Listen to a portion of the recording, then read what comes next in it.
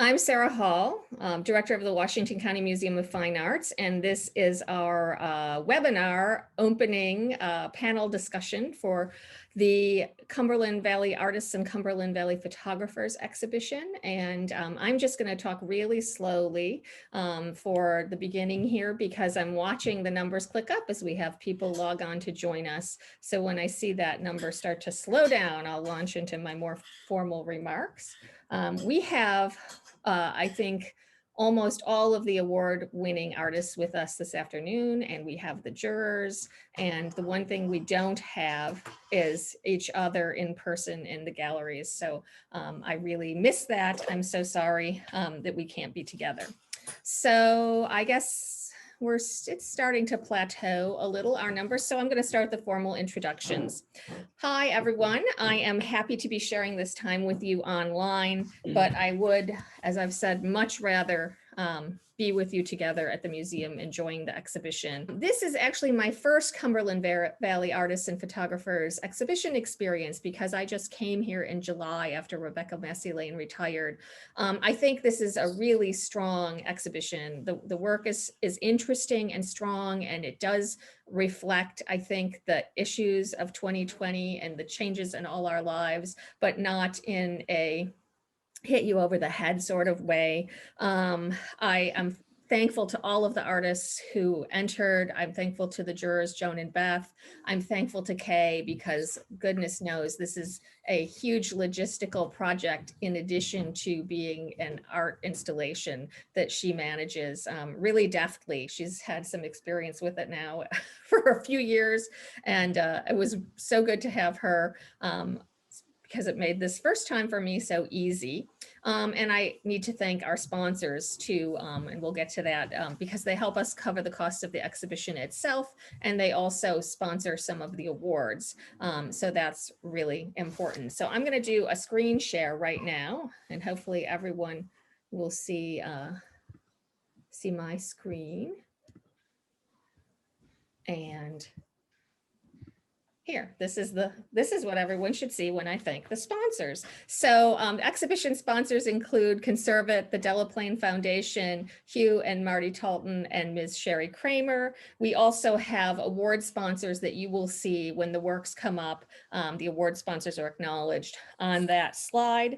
Some of the awards are sponsored by the Museum of Fine Arts itself, some by the Washington County Arts Council for residents of Washington County. The family of Clyde Roberts sponsors a watercolor award, and the Valley Art Association also sponsors an award. I do need to thank the museum's trustees, our board of advisors, our wonderful Singer Society volunteers, as well as the staff, because everybody helps to support our work and programming on a daily basis, and I'm really appreciative of that. And we were just talking before we pressed play on the webinar about the fact that the museum is open. And amongst the things that you can do during a pandemic, I recommend going to museums. You know, put on your mask, wash your hands. Museums are quiet right now. If you're somebody who likes time with art, this is a prime time for you to enjoy museums. It's far less stressful than so many of the things that we can be doing right now. And it actually makes us feel better. So I'm a big believer in go support museums right now. And one last commercial, we have a program coming up on Thursday, February 18th at 6:00 p.m. It's our monthly Let's Talk Art program. I am in conversation with Daniel Fulco, our Agneta Stein-Schreiber curator, and we're actually doing a sort of cheesy love theme for Valentine's Day. So that should be fun. Not quite sure what I'm saying yet, but that's also a reminder to, if you don't feel comfortable going out, or if you are tired of streaming movies or binge watching shows on Netflix, we do have a great YouTube channel with a lot of offerings, and we have a virtual page on our website with art projects and essays and videos and things to help bring the museum into your home. So before we get started here, I am going to also remind you that there is a People's Choice Award. So do come to the museum and take a look at the work and go ahead and cast your vote for the People's Choice Award in both of the parts of the exhibition so that we can, at the end of the month, announce who won the People's Choice Award. And that's pretty much it for what I'm going to say. A little introduction. This is a museum with an amazing history. I am so fortunate to have come here. We will be celebrating our 90th birthday in September. And part of that rich history is its involvement with community, with living artists, with artists and schools in our community. And so of those 90 years, this is the 88th year for the Cumberland Valley artists, and it is the 87th year for Cumberland Valley photographers. And I think that's actually kind of amazing. You would be surprised. We'll have to have another Let's Talk Art about this, the debate about photography having its own separate show. But the fact that a photography show was created in 1933 or 34 is kind of amazing, because that's when people were really fighting about whether photography was art. So I think it's a wonderful thing that the museum jumped into photography as art so early. So that said, we're going to move into part one of today's presentation on the Cumberland Valley Photographers Exhibition with juror Beth Saunders. I'll give a little background. There were 277 entries by 96 photographers. Beth looked at those all and chose 45 photographs by 37 photographers for this year's show. And to give you a little background on Beth, she's a specialist in the history of photography. She's curator and head of special collections at the University of Maryland, Baltimore County. She had been previously assistant curator in the Department of Photographs at the Metropolitan Museum of Art in New York. She's taught art history courses at all different colleges. She's written for exhibition catalogs, journals like CAA Reviews, Exposure, Photography and Culture. She's the co-author with Mia Feynman of the exhibition catalog, Apollo's Muse, The Moon in the Age of Photography, published by the Met in 2019.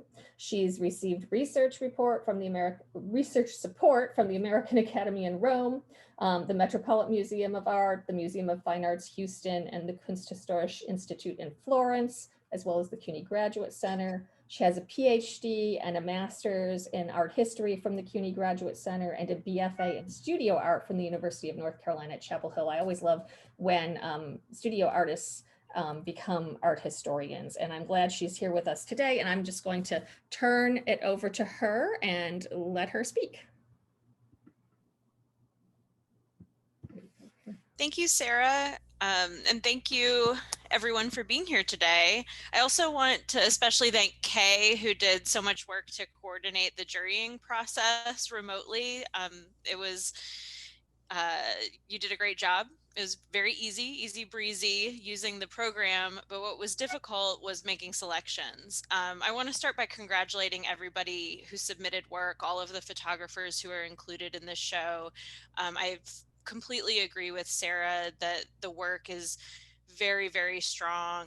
And I spent a lot of time with all of the photographs, which honestly was kind of a pleasure during this period of work from home and shelter in place. It's nice to be able to just spend your time looking at photography. It's probably my favorite thing to do with my time. I won't say too much. I did want to mention I was asked to submit a brief summary of sort of the process of jurying and how it went and what were the criteria that I used. And of course, you're always looking for strong compositions and technique and that sort of thing. But for me, it's always about looking for a picture that I haven't seen before. Something that really represents a strong viewpoint, a different approach. And I really feel like the works in this show represent that. They're really powerful images. I think they convey really strong senses of place and of personality and of different moods. And Sarah mentioned that she feels like the exhibit really speaks to this moment in time that we're all going through together in ways that are maybe not, very apparent, but more subtle. And I definitely feel that way. I think, once I had selected the final group, I was sort of reflecting on some things that the works had in common. And a couple of those ideas that stand out to me were, one, the idea of nature and the sense of the changing seasons, which I feel like is something we're all paying a lot more attention to in this moment. And so I think some of the photographs really reflect the way that the landscape around us has become this important refuge in this moment. I was also really drawn to portraiture. I think, you know, we're all longing for a sense of connection. And some of the works of portraiture, I feel like, had this very emotive quality. And in general, the sense of an emotional impact, I think you can see in all of the work. And I think, you know, these ideas that art can speak to the time without having to represent it exactly as it is reminds us how restorative art can be. And I appreciate the opportunity to spend some time with these photographs. And I want to congratulate everybody again. Thank you. All right, so we will move through then the award winners, and we have here Mark Muse, his Bridge Pier, which it was Best in Show, Potomac River from this year. So Mark, you get to take over at this point. Okay. It's always difficult for me to talk about my photographs, and that stems from the fact that I really try hard not to intellectualize what I'm doing or the results. I find it kind of blocks me up. I need to be free to respond to what's in front of me at the moment, and I find words and ideas, pre-concepts, really, for me, really get in the way of that. So because I don't intellectualize about my work, I don't have a whole lot to say about it. I can talk about some of the things that I don't do, that my work isn't. That might shed a little more light on how I feel about what I do. My images they're not conceptual in any way at all. They are not narrative. They don't tell a story. They're not documents. Um, if they document anything, it's the inside of my head. That's it. I hope that they are purely visual poems. Yeah,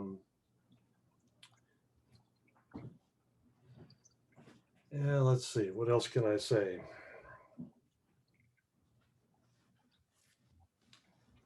I really do appreciate the award. I want to thank the museum and the jurors and everybody who's involved. I really appreciate it. I've been involved with the show. I've been in the show a number of years, and then not in it a number of years. And but I always go and see the show, and I enjoy it very much. And I guess that's about all really Well, that I have to say. we have one comment from someone who simply said lovely. I'm going to say I liked your comments that you're try not to intellectualize, but you're at the same time documenting the interior of yourself. So just tell us a little bit about this photograph and how it came to be, if you don't mind. Well, it's an old bridge pier in the Potomac here near Shepherdstown. I live just outside of Shepherdstown, and just early one morning, a friend of mine and I went down to the river before dawn, just looking for stuff to photograph, and so there it was. It's pre-dawn, so in color, it's very blue.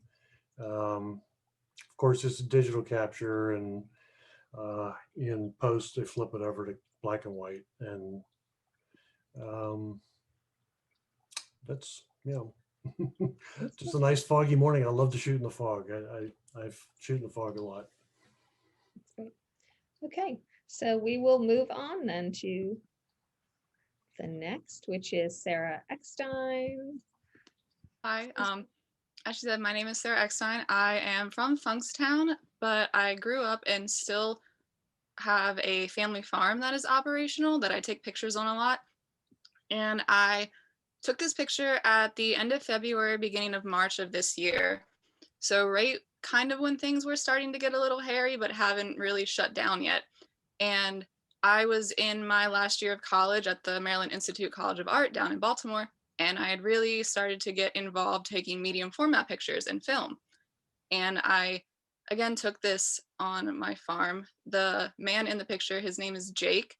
Ever since my grandfather passed away, he has kind of taken over everything and keeps our farm operational. So I'm very thankful for him. And he's always been interested in watching me just kind of run around the farm taking pictures. So I'm thankful that I don't know if he knew I was taking this. I think he kind of did. I don't know if he knew it was going to turn out or anything, or even win an award in a show. So I'm very thankful for him for that.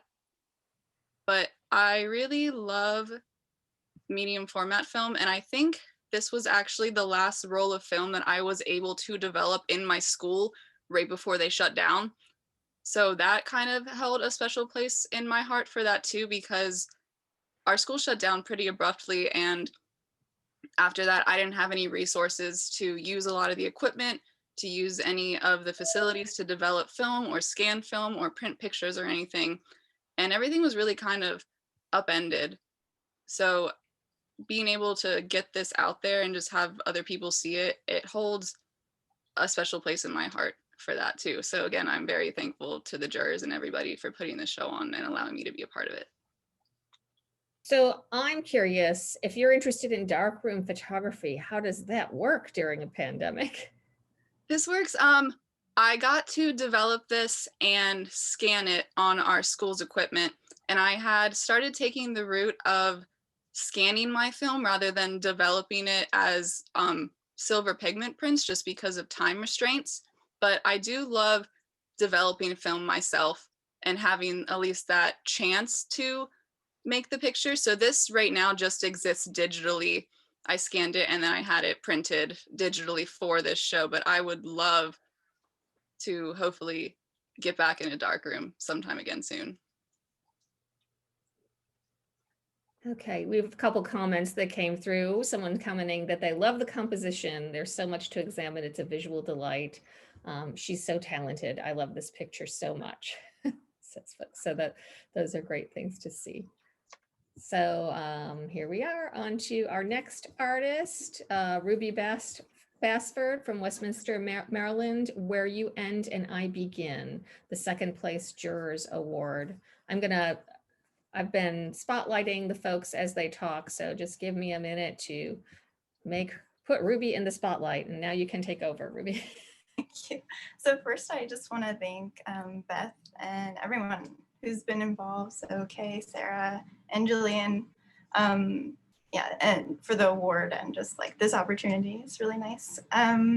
So it was funny that Mark was talking about his photography and how he like doesn't think about the concept. And I feel like mine is complete opposite, where I kind of get this like concept in my head, or like it feels like a download kind of from the air, and then I try to replicate that as best as I can with the photograph. And also when Beth said that, you know, wanting connection and touch, especially during like a time like this in COVID. And I think, you know, particularly in my experience, like being disabled, and it feels like much harder to do that because I am high risk. So yeah, I'm kind of curious of like what people think or like get from the photograph, like before I kind of explain it. I don't know. I don't really want to. So anybody want to jump in other than me? I mean, we've got a bunch of folks here who might. I'll jump in. I just put a comment up there, but since I put it up, I got to spend a lot of time staring at those arms that kind of, you know, which one goes to what hand and which one goes to which body. And it's just kind of really lovely. And then you've got the marbly soft surfaces of the bodies. It's just, I don't know. I wouldn't call it pretty, but it's pretty.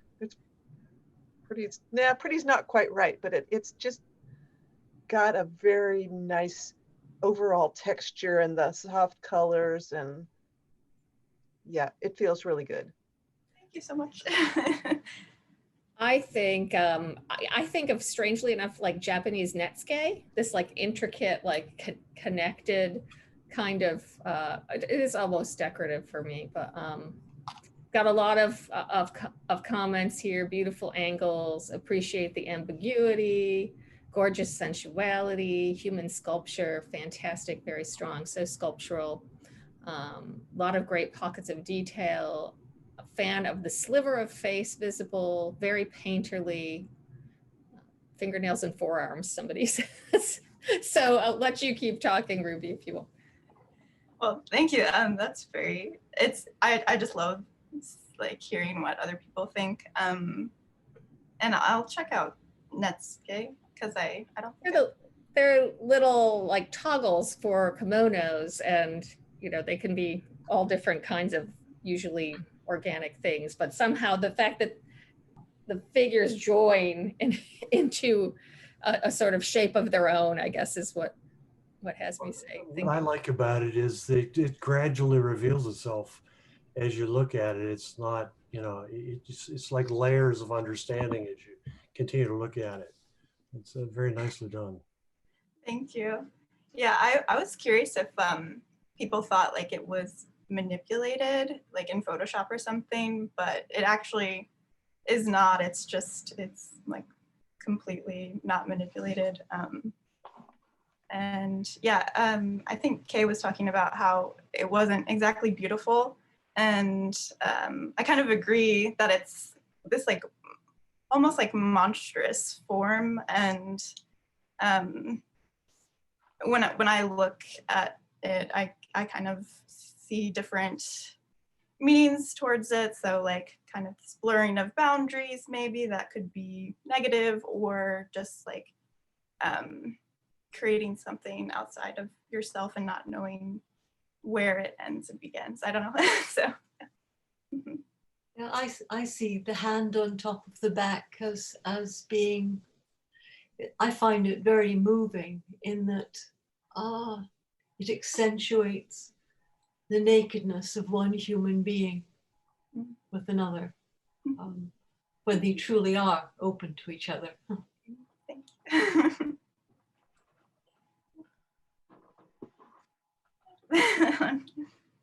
Yeah, I think it works on so many different levels, sculpturally, it works emotionally, it works psychologically, it speaks to what most of us are going through at the time, just trying to hang on in a way to something or someone, and just grasping.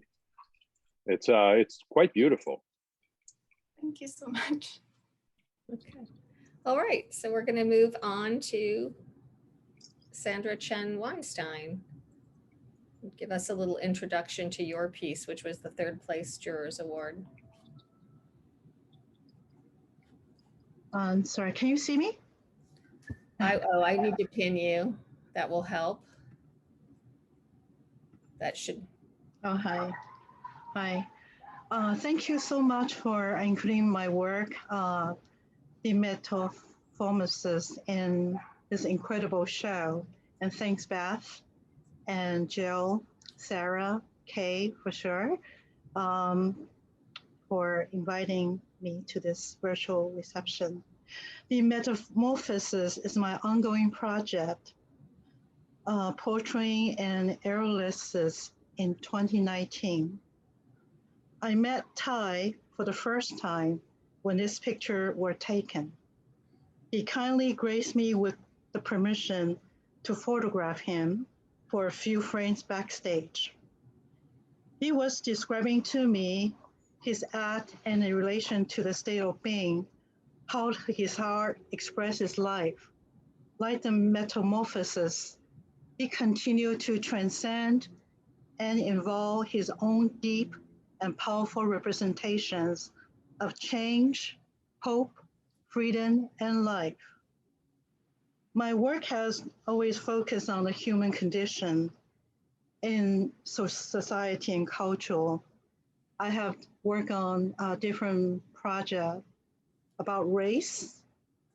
Last year, particular Black in America, and one of the image I have shows for Black Lives Matters, currently on display on Phyllis collection. Also a gender portrait project is called Transcend. It was also showing in Centaur Award Santa Fe.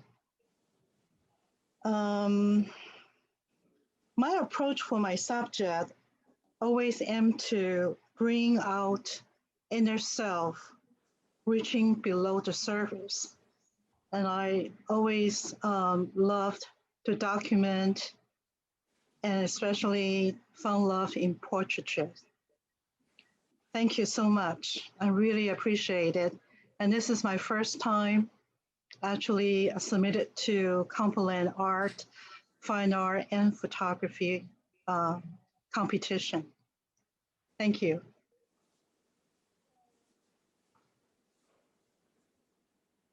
I need to unmute myself here. The one thing I thought is, you're calling this metamorphosis, and so the feathers make me, feel like he's transforming, but obviously there's a lot of attitude going on here too. So how well did you know this performer? Was there a connection before the photo? Yeah, as I mentioned, this is the first time I met him and take the pictures. Okay. I always, when I take pictures, I never really stage anything. I would say 98% I don't stage. And I really like the caricature persons. And I was been to Magnet Masterclass. I learned to be believe in your first sight, first feeling, and it takes few frames to pick the right pictures to present the persons, the personality, and the longing, the struggle, the hope, and the change. And because I established the first portrait of Ty at this night, I able to take some more photograph with him before the COVID. That's great. So we have a few comments that came in. He looks so composed. Someone is saying that's great lighting, makes it very powerful. Beautiful work. Thank you. It was done naturally in the backstage lighting. I usually just have one tool, which is my camera. Oh, that's fascinating. I don't stage. That's just the way he acts. So I only have few frames because I don't ask him to stop and take for like 30 minutes. Yeah. Anybody else have any comments they want to add before we move on? Okay, love the expression, says someone. All right, we'll move on next, and I will try to remember to, oh, so this is Evan. Did Evan end up logging on with us, or is he not with us? Yes, yeah, I'm here. Oh, good, Evan. Okay, I will find you and give you the spotlight. I think, there you are. So now you're in the spotlight, Evan, and you can have a few minutes to talk about your photograph. Perfect. Well, I think I just want to echo everything that everyone said so far, and thank you for, everybody all the hard work that went into this. I think we all appreciate it, and especially just having something to look forward to now as well. It just provides even more meaning for all of us. So thank you. This image, Heron Taking Flight, is from a body of work that that was completed a couple of years ago called When Light is Put Away. And it originated from my fascination with astronomy and the visual language of not only science fiction, but in astronomy, but also of the sciences as well. And, I began attempting to photograph the stars and trying to shorten that distance between myself and them, and began to realize that while I was photographing at night, that this artificially lit nighttime landscape around me was beginning to mimic the type of imagery that I was really aiming to make of the heavens, and never felt that I could. So a lot of the images in this work are a mix of artificial lighting, natural light, and flash that I have myself. So taking agency to also incorporate and completely alter these scenes. And this was one of those, right place, right time photo magic moments when I'd packed up all of my gear and I was walking home, and a day not so different from today, where just in the background here we're getting completely snowed out in Boston, and I was walking over this bridge and saw the way that this street lamp was hitting the water here, and saw the heron perched in the middle of the water, and just thought, oh, I think it's going to take off soon. So I set up everything, was able to pop one flash in order to focus, make sure it was exposed right, and then just waited there for a handful of moments until it actually took flight. So it not only creates this sense of tension and anxiety in the landscape, but also this fleetingness of not only photography, but of ourselves as well, kind of caught in between this taking flight and being still. So so this is actually the last image sequenced in the body of work, and I chosen so to keep it open-ended and have there be a continuation as well.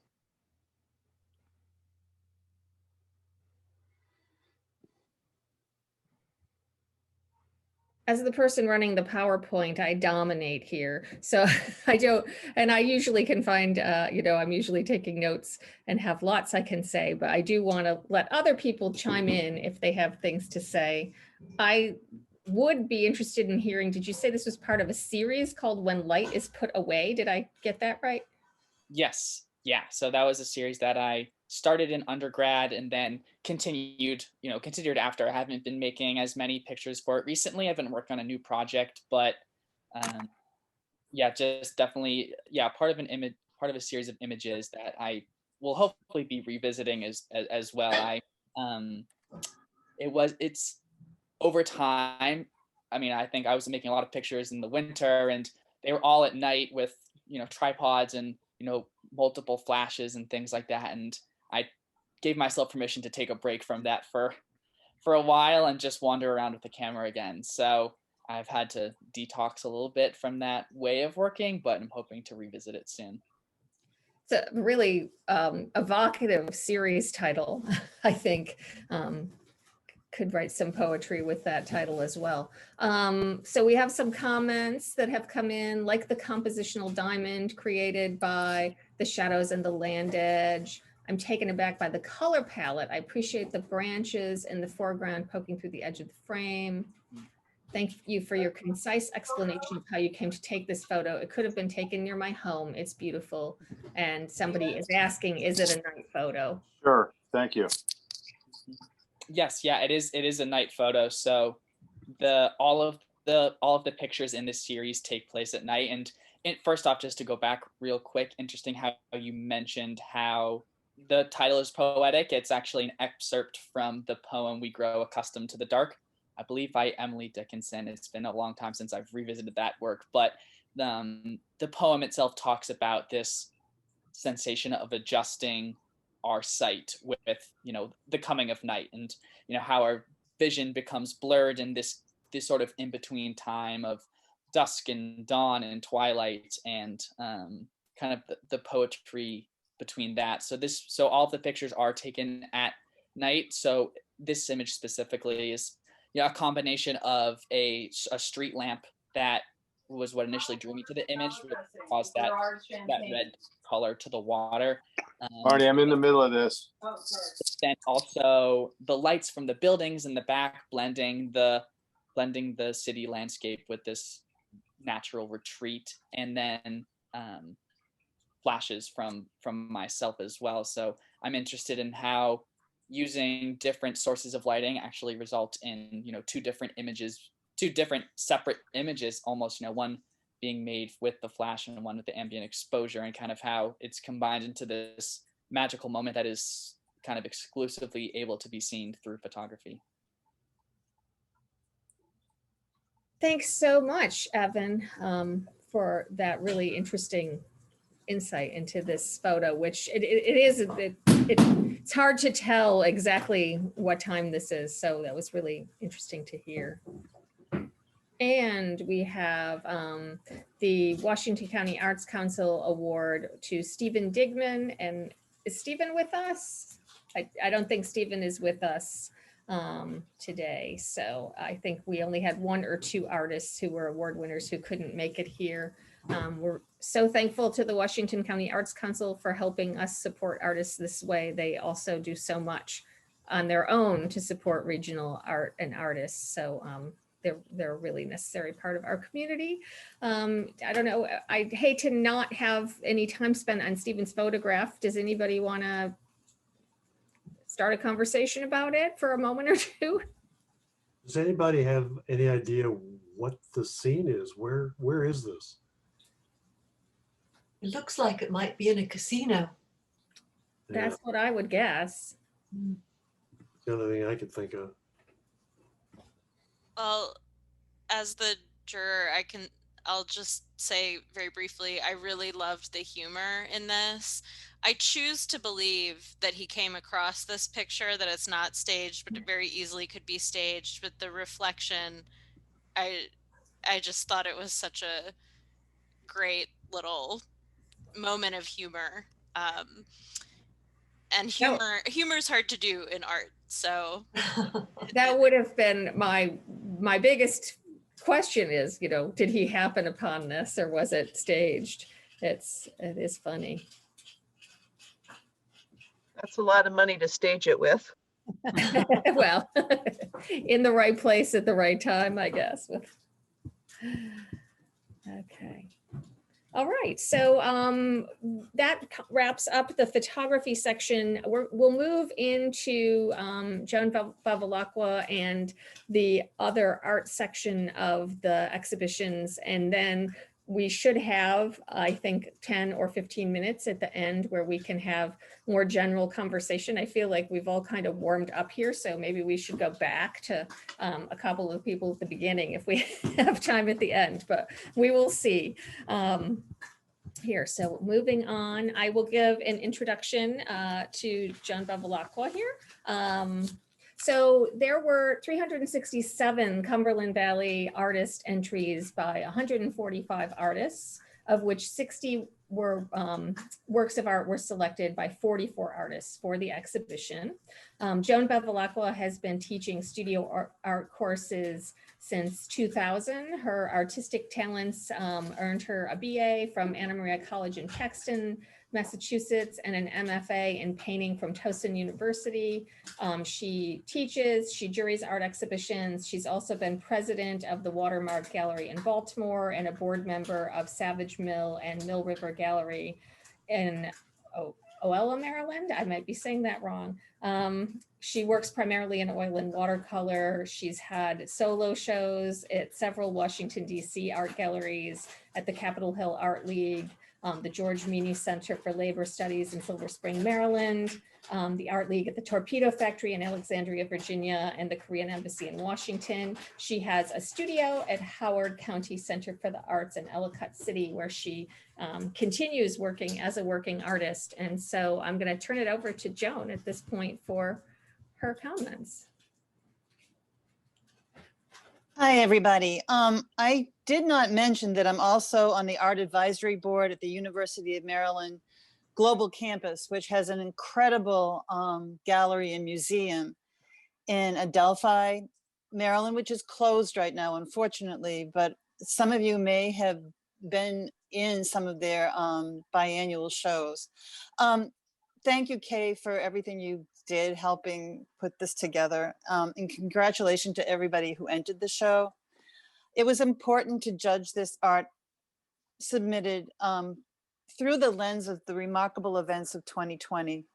Not all work reflected actual events, but many brought an intellectual message that resonated with themes of climate, pandemic, and racial injustice. I could not look at the work without thinking about what we've been through. So great composition, mastery of material, but a point of view, content was utmost important in my selections. I also would like to say that not being able to see the work in person was difficult, mostly because of scale, and that mostly that reflected not being able to see the three-dimensional work. But I spent an enormous amount of time, because I had the time to look at the show multiple times. Works that spoke to social injustice, I'm not going to read through my juror's statement, but I mentioned many of them. Climate change, there was work that reflected that theme. There was also a variety of excellent work that reflects the unprecedented year of 2020. I did leave out portraits of people wearing masks since they felt too obvious and rather surface, but I did find the following works thoughtful and compelling that reflected the pandemic. These included Fifth Grade 2020, The Sacred Marks of Your Own Suffering, Unlock Movable Family Self-Portrait in a Mirror during the 2020-21 pandemic, The New Face, and The Man of COVID. I spent time considering the work I would award prizes to, ultimately work that stayed with me, made me think, and also had beauty were the ones I chose. Although Bubble Triptych may have been completed before the beginning of the pandemic, the work's point of view goes beyond perhaps the original intent of the artist. It's a haunting work depicted in an atmosphere that is difficult to pin down. Is it twilight? Is it misty, early morning? The group could be a family or friends, but the figures melt into the atmosphere so they become actors, but not the main focus, which is reserved for the huge soap bubbles that swirl around them, engulfing them and obscuring them. The real color is described with those swirls as the beauty of the color wheel, the rainbow. And I looked at this work after close to a year living in a world with the pandemic caused by the coronavirus, and I couldn't help but think of a large family or friend gathering and risking their lives as the virus swirls around them. The two second place winners, The Bystander and Black Series number 10, were the two other works in this exhibit that I kept returning to. The Bystander may not have been a product of 2020, but it is a jarring work that forces the viewer to wonder what has happened. The background has contrasting discordant colors that leave no room for calm, and the figure is wrapped in a flimsy material that speaks of desperation. And the work is reminiscent of the paintings by Odd Nerdrum.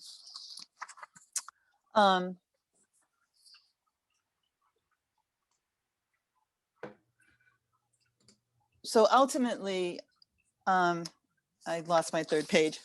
Ultimately, the works that I chose, give me just a second. Yeah, in the notes of the Black Series number 10, the artist states the work is a minimal spiritual landscape. I'm fascinated by the artist's use of black 3.0 paint that absorbs 99% of the light.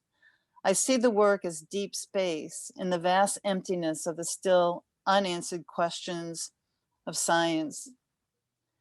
And then the three honorable mentions are essential ingredients of a safe journey, a large printmaking linocut. The artist has embedded symbolism, Hamsa, a sign of protection, and the open hand of Western Christianity, along with other images that are up for interpretation.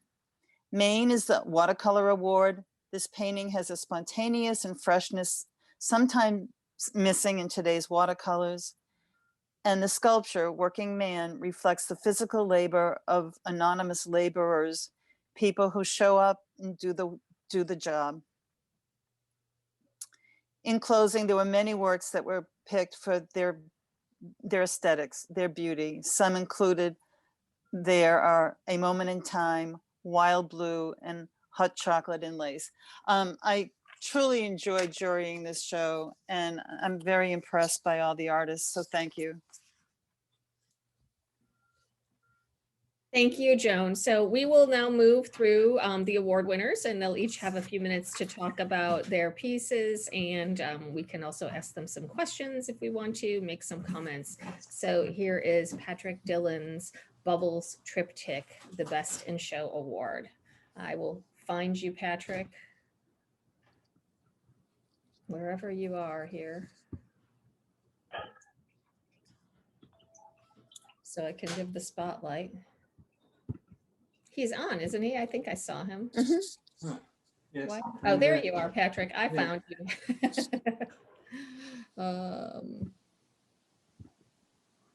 Is he spotlit now? Can people tell? Yeah. Okay, good. Okay. So I just want to say that I'm very honored to be chosen to be in this exhibit. I wanted to talk about this piece. It's a triptych, and I work from photographs some of the time, sometimes from life. I do landscapes, portraits, still lifes, but normally I work from my own photographs, but this particular series, or the triptych with the various images, were photos that a good friend of mine, his name is Lance, showed me that he had taken. It's on the coast of Oregon, and he just noticed this going on.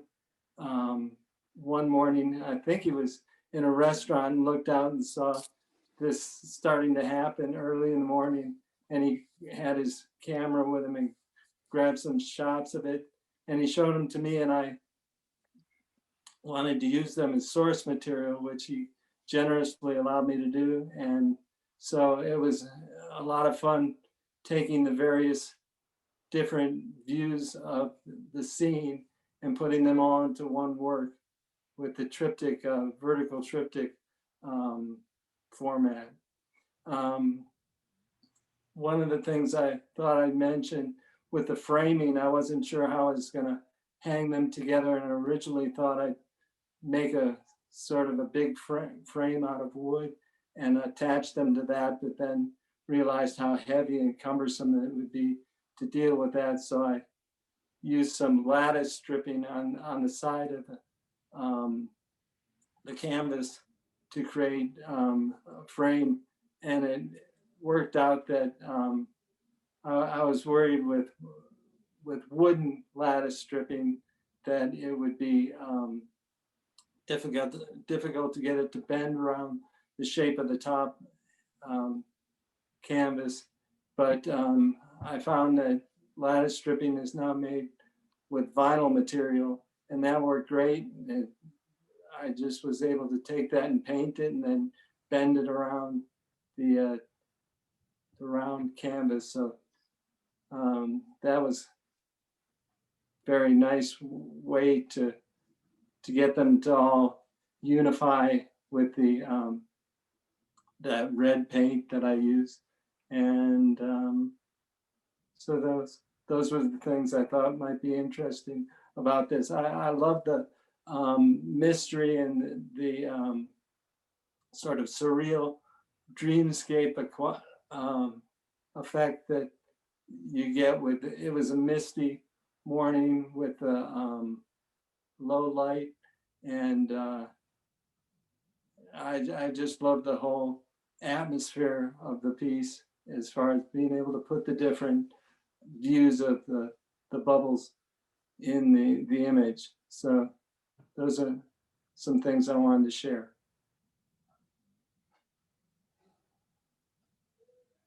That's terrific. I think, Joan had actually had her own comment here. Joan, you can go ahead and ask him since you're part of the panel. Yeah, Pat, how did you make the top canvas, or did you purchase it? I purchased that. I found Really? it at, yeah. It's something that I got it. Utrecht or Blick. They had that, and I haven't seen it there all the time, but I noticed that shaped canvas before and grabbed a couple of them. Yeah, I don't think I would have been able to stretch that myself. No, me either. Pat, did you have any thought of after you painted this and COVID struck, what I mentioned about the feeling of, I mean, am I just dreaming this up? But it just seems so, the bubble is kind of like moving through space to different people. It just feels so COVID-y to me.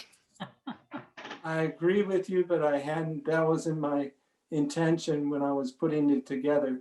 But, of course not. Yeah, no. It's like poetry. If you read a poem, we can always get more meaning out of the poem than the author put into the poem. And and I've always found for myself, it's better to not let people know what your thought process was, because sometimes they'll love the piece until they find out what the theme was behind it, and they'll go, oh, I don't want that now. Right. Yeah. I agree. Thank you. So I just had one comment, which was about the shape. So tell me about the choice of shape and going vertical with a triptych. It wasn't meant to do this specifically, but I like the rounded shape and the panels. It reminds me a little bit of religious altar pieces. I've seen some with that rounded top, and I've played with combining canvases to get sort of an altarpiece type look. But when I saw that, the round piece, the round canvas, it just seemed perfect for the round shapes in that particular image. And there's a lot of circular action going on. And I found that thematically to tie it all together pretty well. That's interesting. Yeah, of course, I immediately, I came from a museum with a big collection of Sienese 14th century art. So I immediately think religious when I hear the word triptych or see this kind of shape. I have one comment about the semicircle bringing the sky down, as opposed to that openness of the sky at the beach, which is, it's really interesting, the three different kind of perspectives on the same scene. I will say that too. Thank you. Okay, so there's something in, somebody used Q&A instead of chat, so I'm going to look in there. Could you explain the diversity and the people in the painting? What does it mean to you? Oops, sorry. The diversity of the piece, or the people. I'm not sure what you're looking for. I guess it's maybe we're looking at skin color and if there's a reason. Actually, no, that wasn't part of my thought process. Just I was using these images that I got from a friend and just kind of took those and was thinking of them more as a compositionally what worked with a painting the best. But that's about it is what it is. What, right. Okay, well, last comment that came in was this sort of metaphor of the bubble. We've all been, Jill Shore says, we have all been creating in our various bubbles during COVID, so the painting is right on. Also the sense of social distance between people in the image. Someone else said, you're awesome, Patrick. So that was really interesting to hear about, and we will go on next to Elaine Wolfe. I will find you, Elaine, and put you in the spotlight. I see you. Oops, I skipped you. There we go. So everybody see Elaine now in the spotlight? Yeah. Every time I touch something, it goes to the next slide. I'm sorry. Very sensitive here, trying to keep up with my clicks. All right, so let's hear from you, Elaine. Thank you. I am humbly grateful that this painting has been honored with this award. Thank you. She, in fact, is part of a triptych. The other two figures are still making their way to completion. This painting has been some years in the making, but was just a shadow of what she is before 2020. In what I've been struggling with is to express knowing oneself, essentially. My background is I'm European. My father was Polish. He fought through World War II from 1939 through 1945. He never fully recovered. And so I've been haunted all my life by that history, that huge history of events. And although I've painted many other things, I've always wanted to find some way to express a way of grappling with human realities.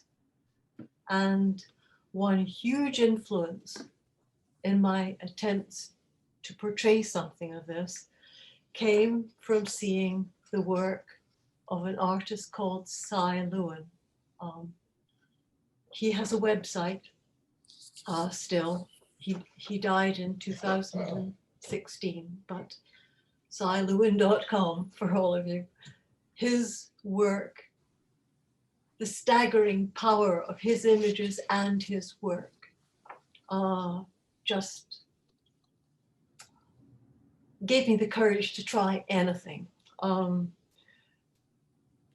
When he wrote of art and Holocaust, he wrote, and he saw war.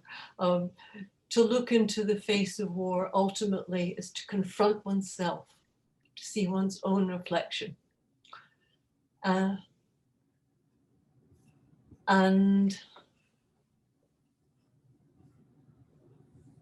that is something that I have been trying to struggle with this ongoing triptych. With myself here as the bystander. I had other life models who helped enormously, but I was also model for quite a bit of this, since of course during 2020, there wasn't much opportunity to have live models elsewhere. Some, but not a great deal. To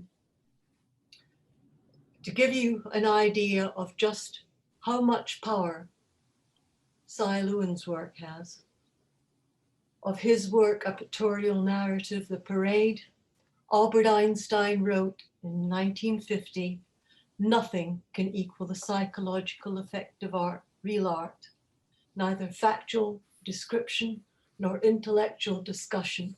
He was profoundly moved by Batman's work, and so have I been, in the same way that if you look at Masaccio's Expulsion, it just tears your heart out.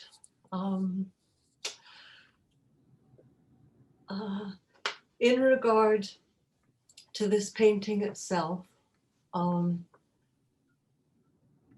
focused on three things. She is the bystander, the other paintings, the victim, the perpetrator. These categories of state of human being, if you like, come from Professor Yehuda Bauer's 1998 address to the Bundestag about the Holocaust. And he wrote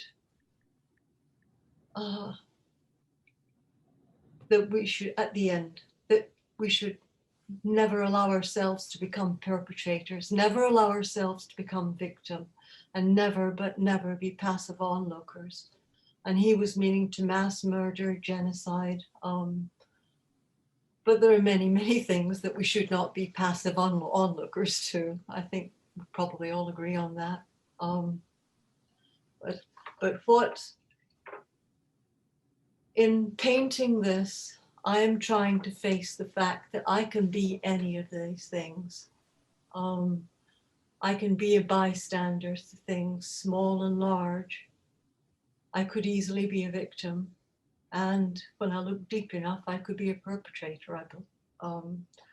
So this is a struggle for me to express the reality as fully as I can of seeing terrible things and being in that moment when you're transfixed in time. Are you going to step forward and do something, or are you not? I don't know that I've succeeded, but it's an attempt.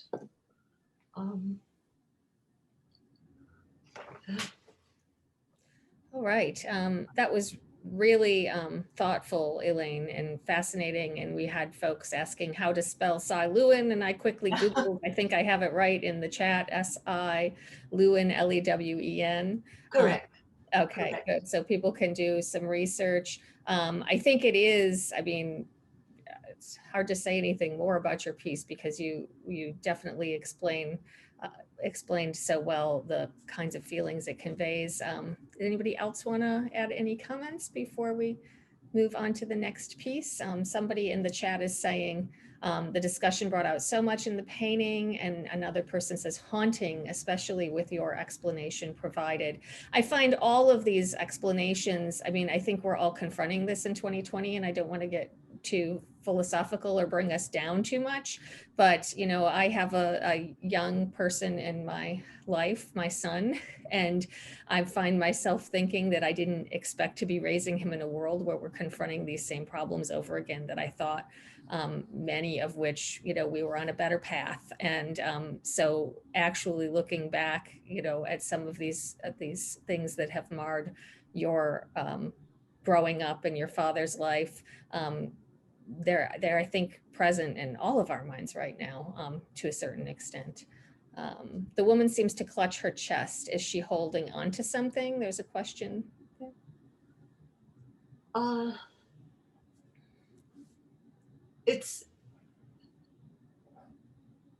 It's ambiguous, if you like.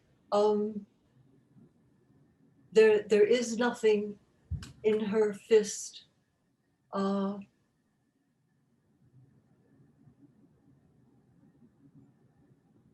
But there's the potential that there could be.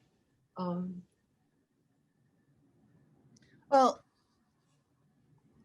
may I say something? It's a gesture. Absolutely. And if somebody stands that way, it's almost like a protective, you know, gesture, or a way of, or almost crossing your arms, you know, stay away from me, or that's the feeling of the gesture. And I also feel like you're holding on to that flimsy material with your hands too, wrapping it closer around you. Again, cocooning yourself away from what you're watching by standing. Both very defensive. It puts her in a very defensive position. And a very vulnerable one. Mm. Absolutely. Yes, and we are all very, very vulnerable. Elaine, I thought I saw figures in the background, but now I'm not sure. You are. I am. And I think Okay. that's one of the things where I still have work to do, because I wish I could point there. There are scenes there indicated that stem from some things that are imagined, but some things that were photographs taken during the killing fields in Eastern Europe. So none of what I'm indicating there happened inside a concentration camp or extermination camp. They happened outside in the open, mainly by people that were not Nazis, but at the direction of Germans, frequently, some of them not. To the left of her leg, there is a ravine where, a narrow ravine where people were shooed in, and then they were forced. I shouldn't talk about this. No, please do. Please do. And on the right behind, these are all thoughts together. From that ravine, they were forced to strip and then lined away and shot. Just underneath her hand, on the other side of the canvas, is an image based on images of those same people on their way to be shot. And just below that is an image where there was a soldier going over the bodies of those slain and shooting the ones that hadn't yet been killed.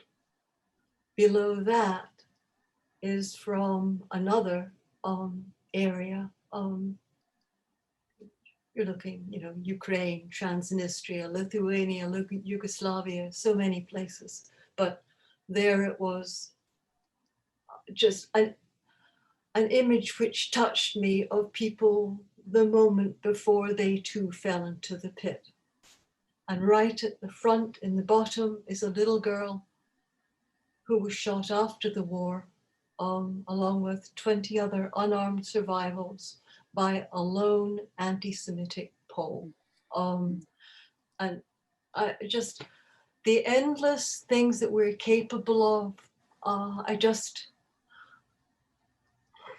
I grapple with it in myself, because it's important that we take hold of these realities and understand that we can be more than that, much, much, much more than that.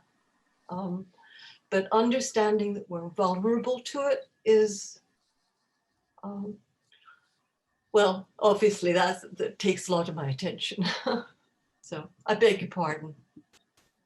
No, I think everybody found that really powerful, moving, and important. There's someone in the comments saying thank you for sharing that deeper story. So I think, for me, one of the best parts of art, beyond the fact that, it's the aesthetic contribution it makes to our lives, and the fact that for people who practice art, it's an incredible means of self-expression. Otherwise, I think it's about conversation about our world, and it's good to engage in those conversations. So we will move on to Douglas Aruba, and I will try to change the spotlight so that everybody can see Doug. And now you should be on, Doug. Hi. Well, first I want to thank Joan for selecting my work. I'm really honored to be selected for this award. A couple of years ago, I started painting solitude. And this is before the pandemic. And so when the pandemic hit, I didn't even notice it. I've been on my own painting in my studio, solitary for years. I've been fascinated with the color black. And for the photographers out there who work with sheet film still, if you loaded sheet film in a darkroom, and my father was a photographer, so I spent my childhood in pitch black rooms loading sheet film. In a dark room where you can't even see your hand in front of your face, every little sliver of light takes on tremendous importance. So, I heard about this paint called Vavalaqua. Was it the black is black?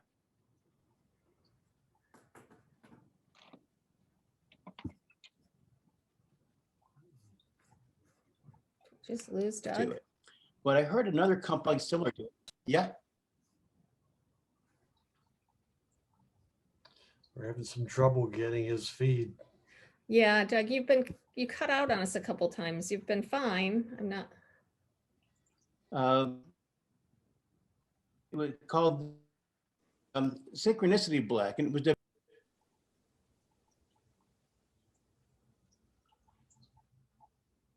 Uh-oh.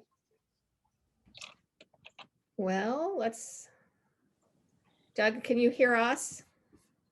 Lost him completely now. Okay, well, we Are we can, back? was that you, Doug? I think so. Am I back? Okay, you seem to be back. Let me find you and spotlight you again. And you were in the midst of talking. I think you had just started talking about the various colors of black. There I am. Okay. We were talking about black paint, correct? Yes. Yeah. Well, I found a company in Boston that was making a paint for NASA using carbon nanotubes. And I got permission from NASA to use this paint in my paintings. And I started using a little bit of it, but it was really difficult to work with. Then I found a company in England that was doing another similar paint, but it was in acrylic. And what I discovered when I'm working with this black paint, every little sliver of the white that you put onto it, every color becomes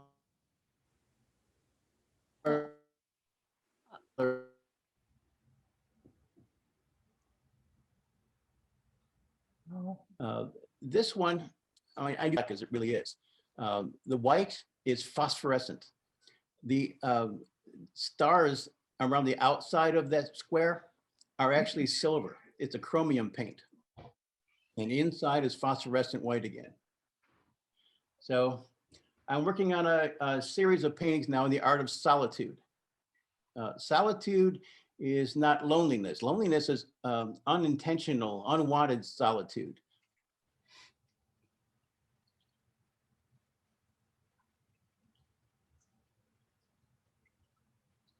I think you just cut out on us again, Doug. I am thinking maybe we should go to the next piece and try to circle back to you. I love the art of solitude, though, because it implies that you're making art about solitude, but art is point also of rapture. I find in my paintings, I find them to. Now you cut out too. Yeah, I think we've gotten totally unstable here. Yeah, it's funny. It's been going fine. Why don't we try to move to the next piece and circle back, and maybe this connection will stabilize with Doug in the meantime. I think we're getting towards the end. So we'll move to Rhonda. Rhonda, you there? And do you, hopefully your connection's good. I'm here. Hopefully it is good. We'll see how long that lasts. Yeah. Okay. So I've got you up in Spotlit and. Okay. So my work is titled Essential Ingredients for a Safe Journey. And it's 24 inches wide and 48 inches high. It's a linoleum print on a cream colored Reeves BFK paper. And it's actually two prints, one at the top, one at the bottom. And mostly that's because I work 24 by 24 because it fits on my table. So it's practical. And so to do anything larger, I have to tile the piece together, which is what I did, for this piece. When you see the work in person, which some people will be able to do, but a vast majority won't. When you see the work in person, the paper is actually mounted to a board. And when it hangs on the wall, there is no frame and there is no glass between the work and the viewer. And it looks sometimes to people like a painting because of this. And so sometimes there's a confusion about what people are actually looking at because of the way I choose to mount the work, and literally mounting the work on a board with a 2-inch cradle so it sits 2 inches off the wall. And then I put a coating on it to protect the paper, you know, from hands and whatever else might touch or come in contact. But so it has a physicality that's maybe different from most works on paper or most prints on paper. I've been working for a long time now on talismans for safe journeys. A lot of the work I do, a lot of the prints I make are actually me thinking about what people need in order to travel safely. And that doesn't mean that you need mace, pepper spray, guns, you know, things like that. It means what are the kinds of things that make your journeys more enjoyable, more pleasant, and are helpful. And this particular piece was actually inspired by a medieval reliquary that I saw in New York City the very first week of March 2020. So it was that very first week, like right after that, New York City was shut down. You know, nobody was in, nobody was out, it was shut down. And so right before that, I was able to see this reliquary figure in a gallery. And I really loved her peaceful nature and her stance and her graceful hands. And I really thought that she was the perfect image for a muse of safe and benevolent travels. And in all of my work, I really think about not only the compositions and the layout and how all that's going to, you know, finally come together, but I also think about the symbolism and the references and the meaning of the individual things that go into the work. So this particular muse, for instance, holds a house, so represents home. And home for me as a traveler, as somebody who journeys, at some point in every journey, your thought always goes back to home and you always are kind of ready to go home. And so lots of time, these travel talismans become ways to help you get home, to help you find home and return there. And so there's very often this symbol somehow or other of a house or a home. Over her heart, there are some bleeding hearts. Another image that I really like a lot, because the bleeding heart is a symbol or an image of somebody who feels compassion and has a connection to things beyond life and beyond death. It's a heartfelt feeling that goes very deep. And I like this idea of the bleeding heart as this connection to things here and now and things beyond, things that we can't always understand or maybe comprehend. There are willow branches over her head. Again, symbols of grief and healing, but also of everlasting life. This idea that even after death, our journeys continue. Whether they continue for us personally, I feel that they continue for all of those people who knew us. Our journeys continue because those people who knew us and know us keep those memories of us in their stories and in their telling and retelling. So those willow branches about grief and healing and everlasting life, you know, are really important to me. They have a lot of meaning. And then because it was getting a little heavy, you know, the whole like, it's getting a little deep here. So I wanted to lighten it up a little bit. And I also wanted to add some movement into the composition. And so I added this goldfinch that's kind of flying off and taking flight. And the goldfinch is a classic symbol of optimism and joy, you know, that hope for better things to come. And then in the lower part of the composition, there's a dog, the head of a dog that faithful companion on your journey. But if we think about this image in terms of COVID, it's interesting how our pets, like dogs, are not only that faithful companion in our travels and our journeys, but they're the solace, they're the comfort at home.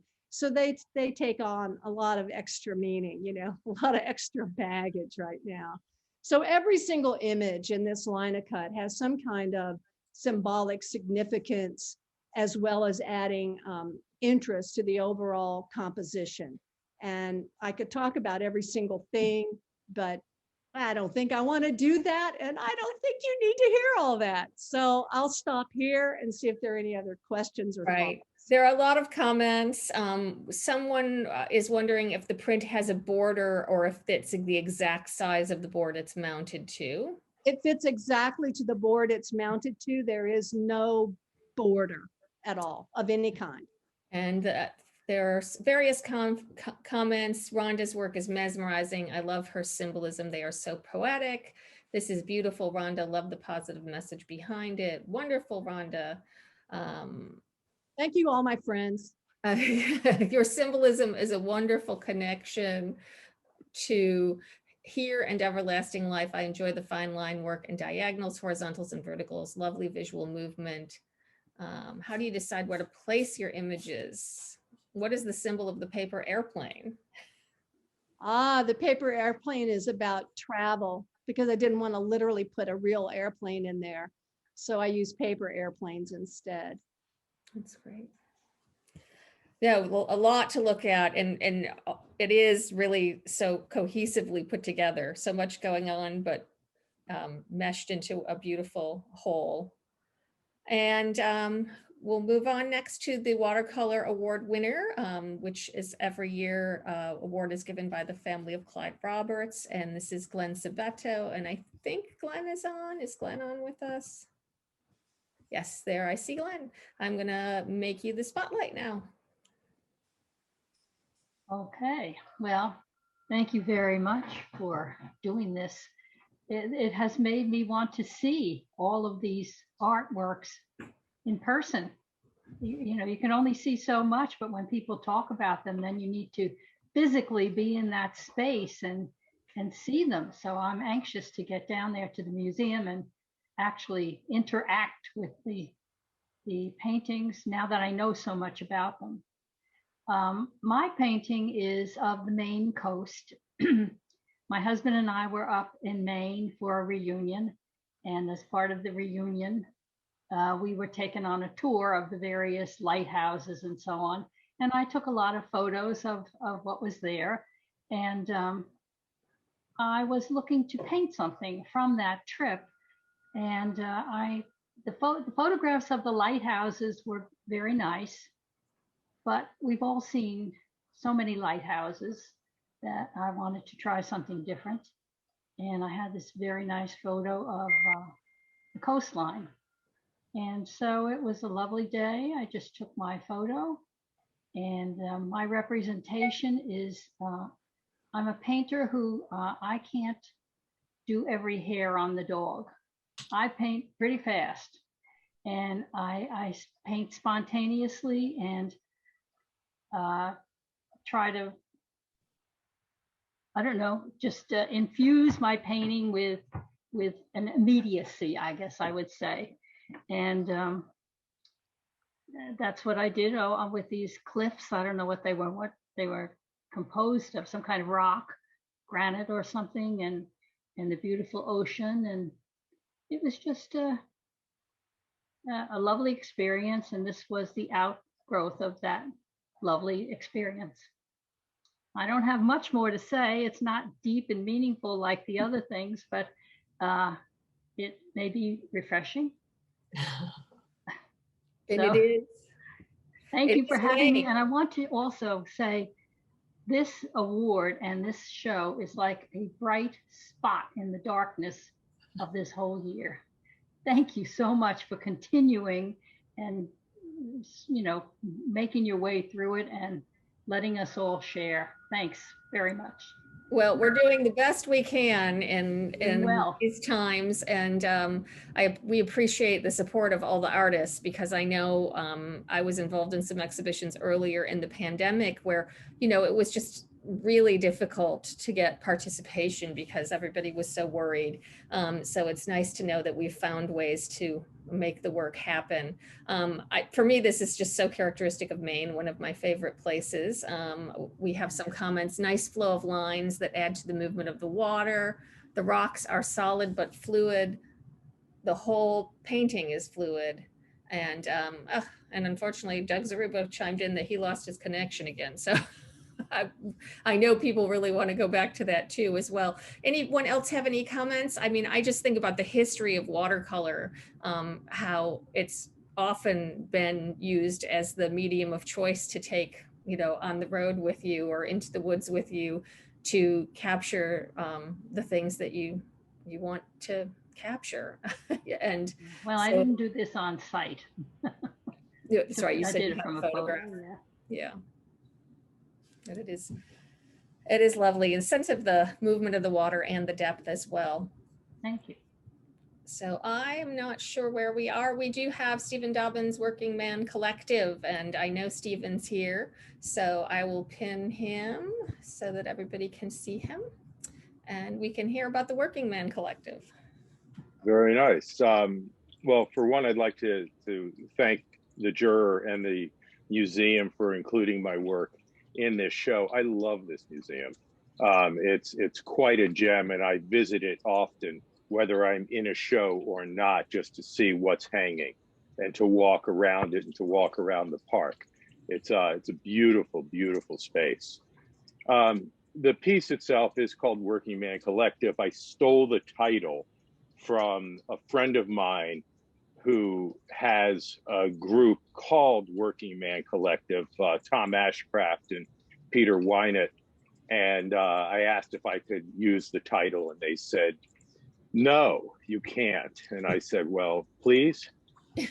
And they said, all right, go ahead, but just make it a good piece. So my background is it was in ceramics, and I used to love doing bowls and plates and casserole dishes, and I loved lining them up on a wall and looking at them and seeing the curve repeated over and over again. And I started in ceramics. I ended up in sculpture at the University of Southern California, where after finishing there, I needed a job. And so I ended up teaching emotionally disturbed students in Los Angeles. And I loved it.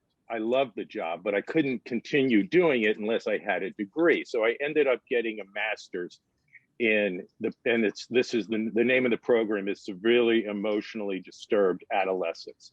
My master's in education it's CETA. So I started teaching emotionally disturbed, and over a period of time, I realized that what was important was that they have the ability to work and to be able to hold a job. And one of the things that I knew that they would be able to do would be to do manual labor. So I started a business that employed emotionally disturbed and intellectually disabled kids, which I still run. I'm a teacher now at Frederick High School, and I teach primarily now intellectually disabled kids.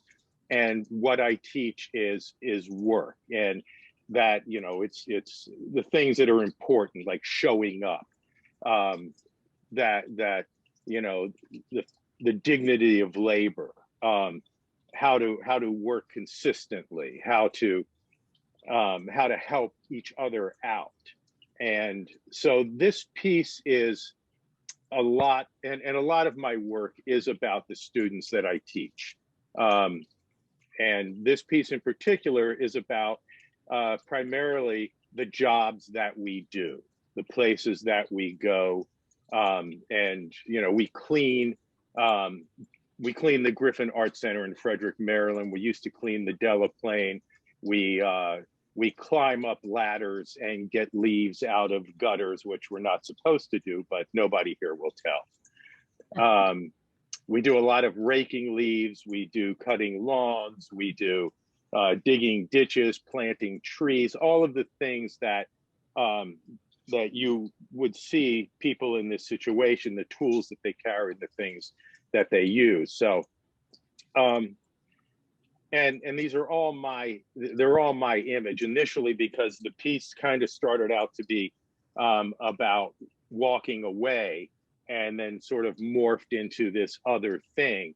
But I was, it was easy to use my own image, you know, have a photograph taken of me carrying something, and then turn it into a silhouette, and then scan it, and then use a plasma cam to cut the images out.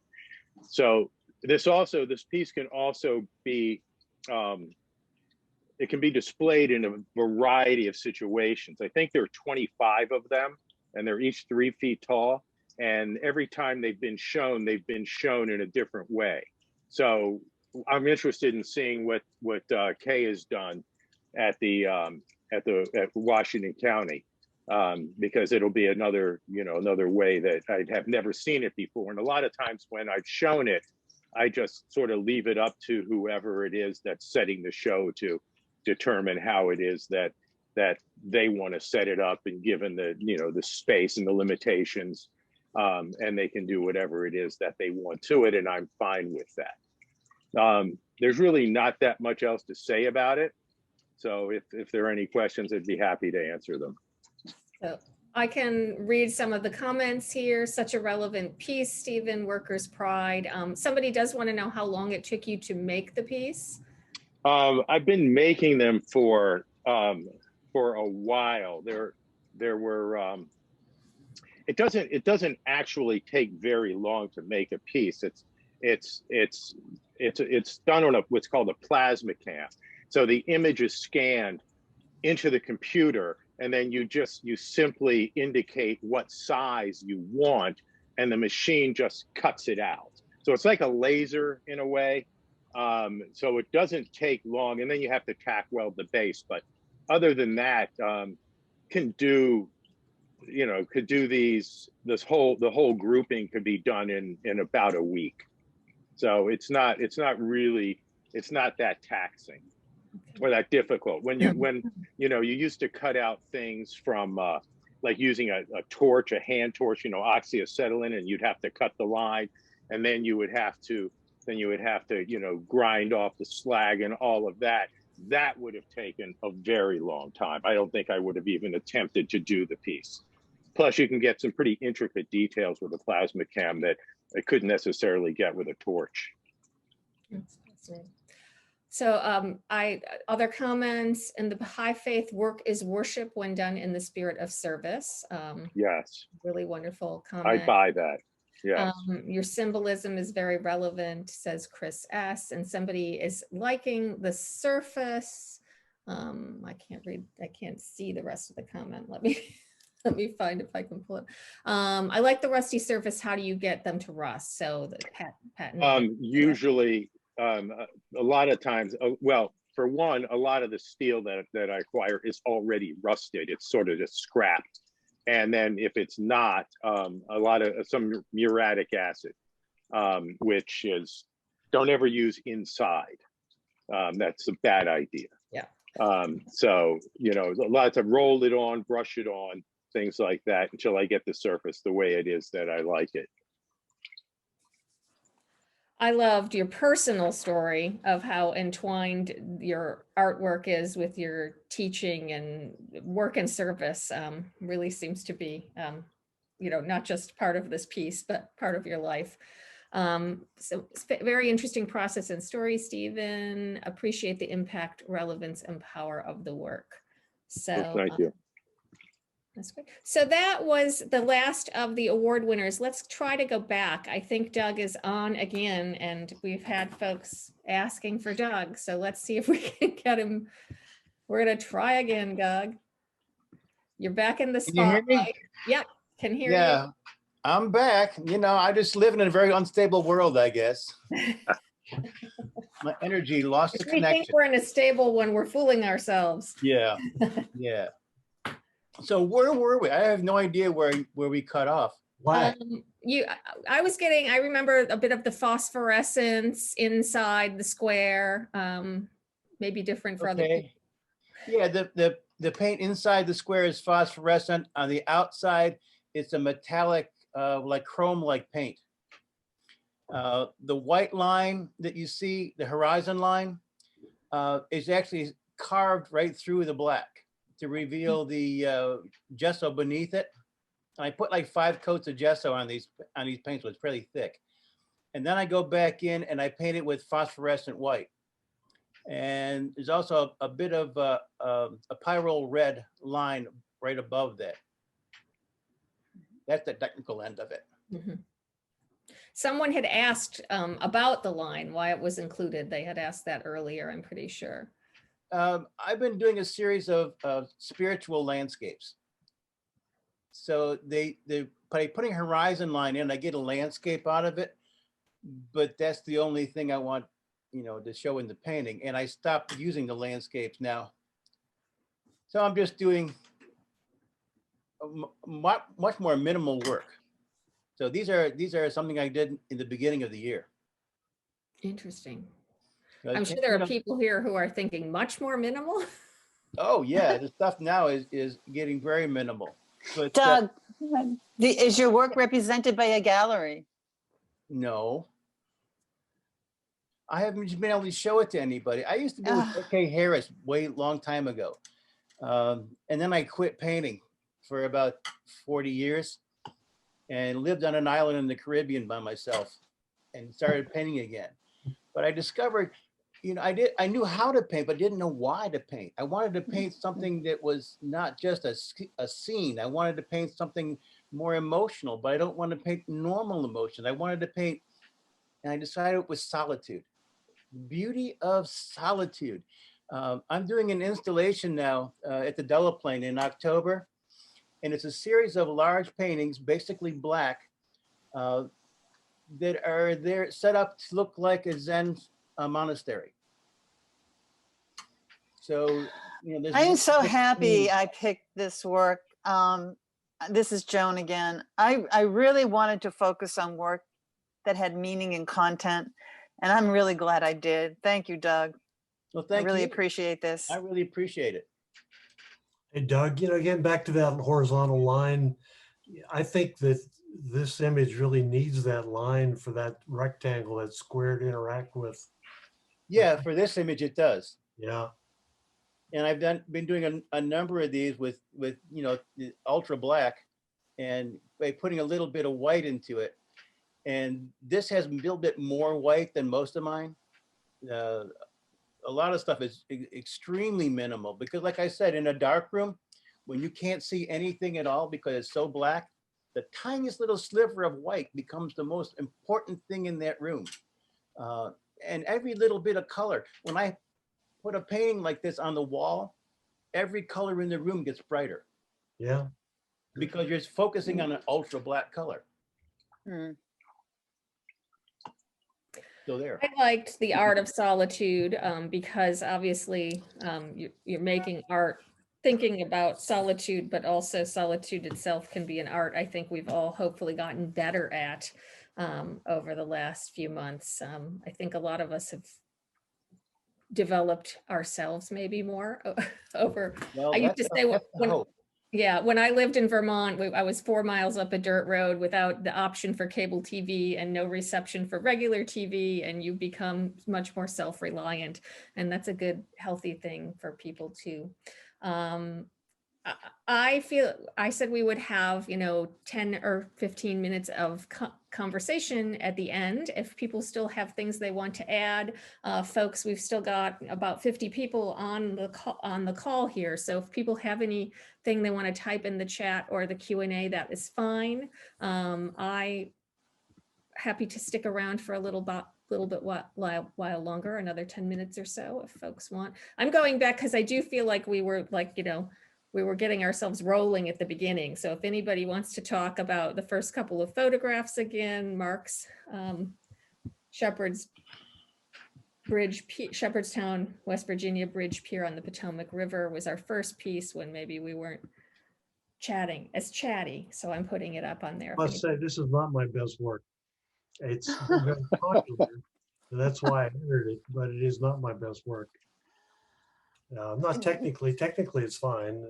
Just in terms of the image and what it, how it connects with me, it's a little more pedestrian, I think, than Mark, we don't get to choose what our best work is. It's not for the artist to You're right choose. about that.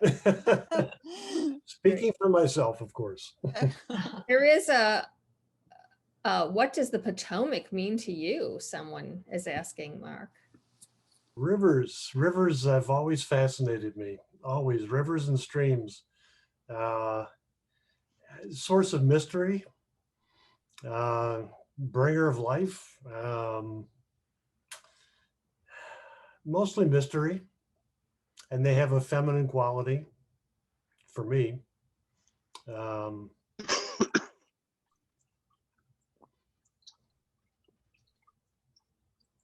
I, when you said you love the fog, I will probably think of you every time there's fog.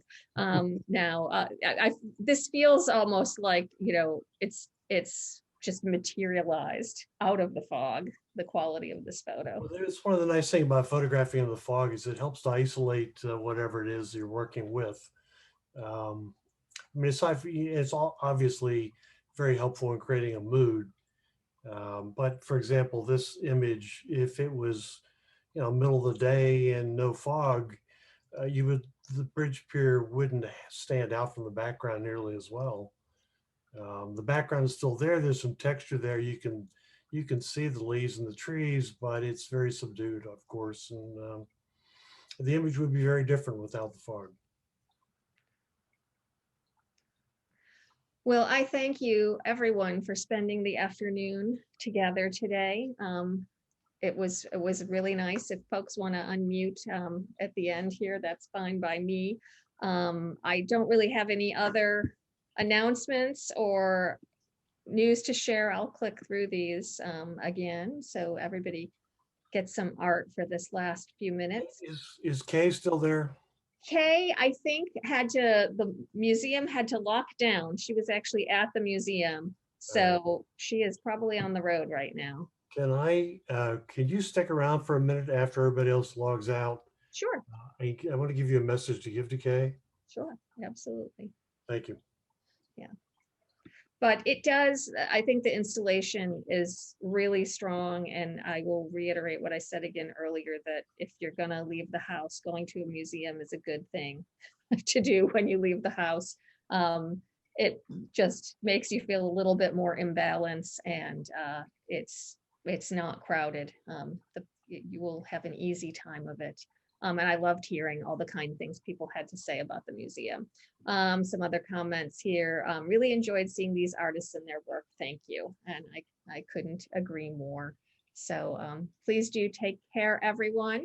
And I hope to see people at the museum. And, it's hard to recognize people with masks on, but and sometimes it's a surprise when I see people without them. But hopefully I will get to meet everybody in person sometime over the next few months.